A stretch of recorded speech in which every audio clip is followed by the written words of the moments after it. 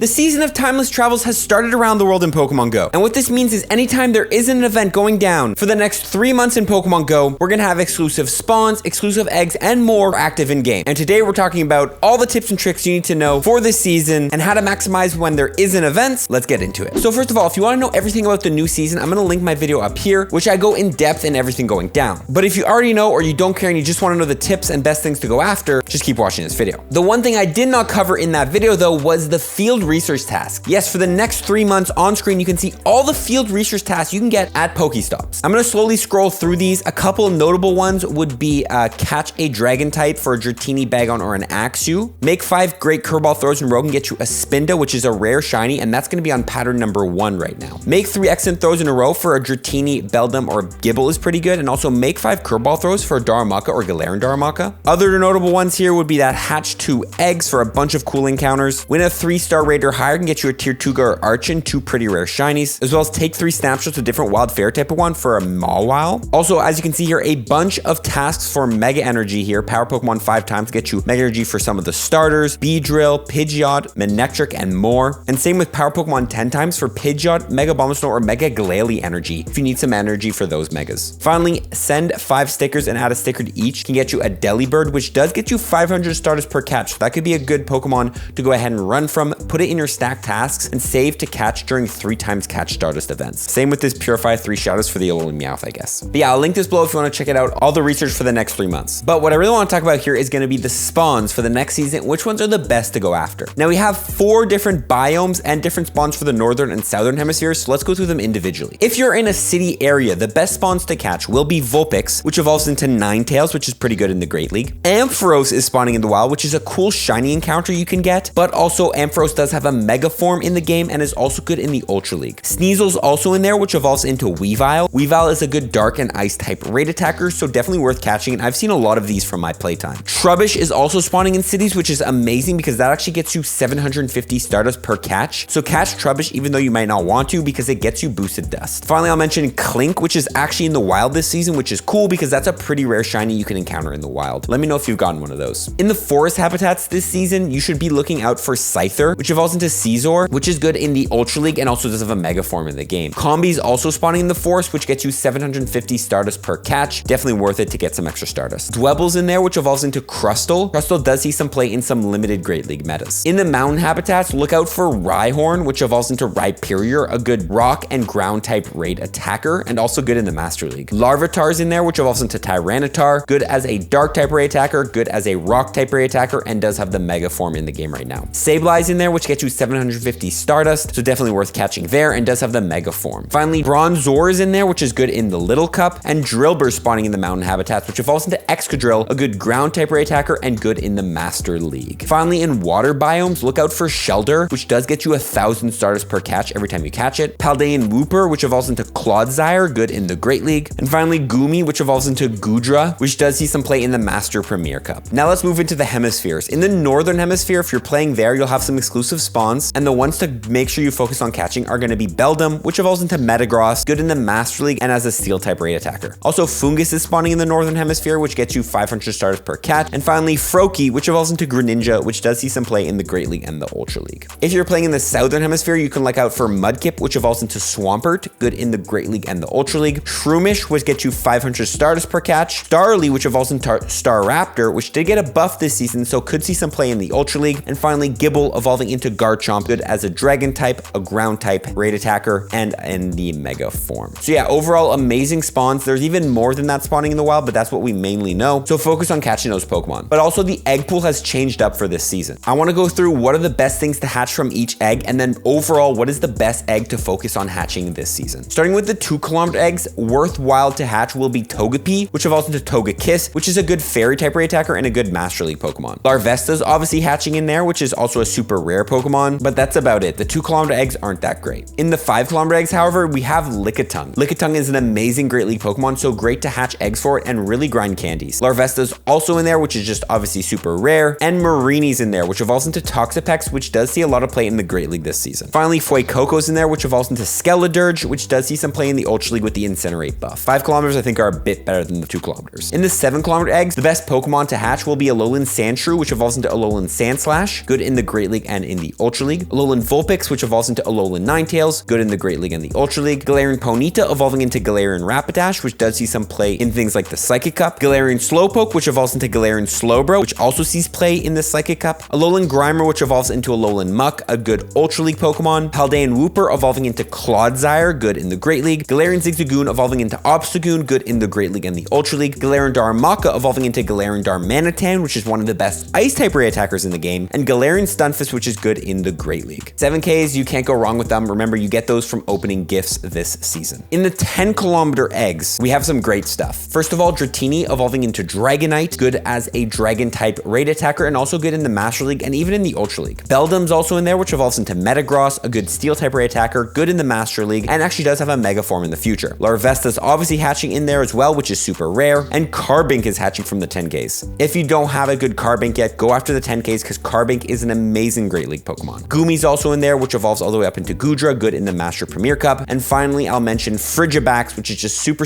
rare, evolving into Baxcalibur, which is a good Ice-type Ray attacker and good in the Master League. Overall, I think the 7K eggs might have the most useful Pokemon, but I'm also not mad if you hatch the 10 or the 5K eggs. The 2K eggs, though, I would say are really not worth it. There's some cool, shiny baby Pokemon in there, like Pichu, Igglybuff, Togepi, Tyrogue, and Smoochum, but if you don't care about that and only care about the meta relevance, I would avoid the 2Ks. With that out of the way, though, let's talk about some quick tips about getting candies, because we have the return of a guaranteed XL candy when trading away a Pokemon and 1 extra candy when trading away a Pokemon this season. Yes, for the next 3 months, every time you trade away a Pokemon, if I give you a Lechonk, I will guarantee 2 regular candies and a Lechonk XL candy. This can be amazing anytime in the season you're catching Pokemon that you want more XL candies for. For example, if you're in the Northern Hemisphere and you catch some Beldums, you can go ahead and trade them away to guarantee XL candy. The number 1 key this season is to try to find yourself a trade partner, which you can go ahead and plan trading away Pokemon to grind XL candy and really stack up candy for some of those rare spawns we just talked about. However, there's another bonus going down, which is going to be trainers above level 31 have an increased chance of getting rare XL candies from in-person 5-star raids. Yes, this means every time you do a 5-star raid this season, I believe that includes both shadow raids and regular 5-star raids, you'll have a higher odds of dropping a rare XL candy. Rare XL candies are some of the hardest candies to get in the game and also allow you to power up some of the rarest Pokemon in the game, like mythicals like Jirachi and Mew, which you can't really grind candies for otherwise. So this season, if you can, I really recommend every single day focusing on doing a legendary raid. A lot of people are gonna say, I don't really have people in my area to do that. Well, I recommend you guys download an app like PokeGenie or PokeBattler or other raiding apps, which allow you to go ahead and host raids in your local area. This means you'll go to your local raid, join it, and PokeGenie will spit out 5 friends. You can go ahead and add all of them, invite them all, they'll all join, and you can take down the raid together no matter where you are in the world. I'll link up a video up here talking about different raiding apps and raiding discords you can use to more successfully complete raids if you're in a solo area. But nonetheless, use your daily free raid pass on a legendary raid to really focus on trying to get those rare XL candies because they're super rare to get. I'm still working on mine to try to get my Zygarde to level 50. Finally, the last 2 bonuses are going to be increased XP for a 7-day Pokestop streak and increased XP and Stardust for a 7-day Pokemon catch streak. And my tip here is going to be to line up your 7-day rewards with Monday at 9 a.m. Monday on 9 a.m. is when you get your Adventure Sync rewards, which are rewards depending on how much you walked last week. And sometimes these rewards is worth it to go ahead and use a Lucky Egg to get double XP on these rewards or a Star Piece to get 1.5 times Stardust on these rewards. So what you can do is line up your 7-day Pokestop streak and 7-day Pokemon catch on Monday. Then you can go ahead and pop a Star Piece and a Lucky Egg, and when your Adventure Sync rewards come in, you go ahead and spin a stop as well and catch a Pokemon, and you can get a bunch of extra Stardust and XP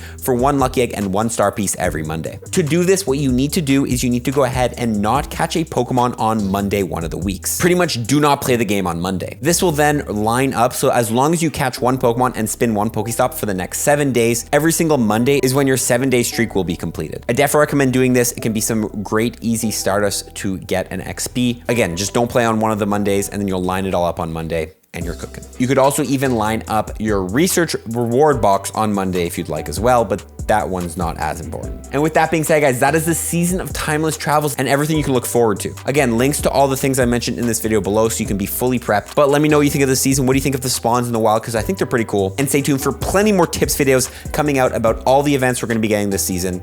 Follow participants, everybody. Peace.